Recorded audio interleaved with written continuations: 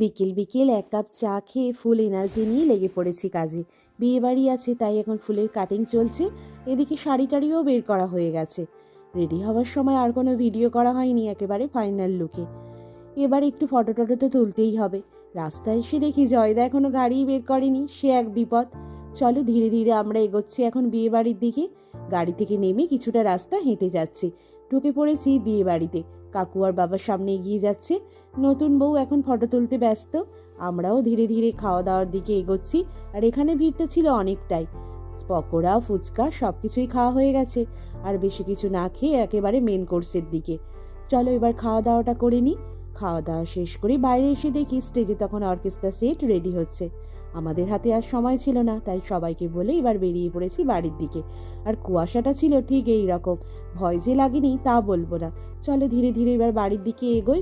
ভিডিওটা তবে এখানেই শেষ করি।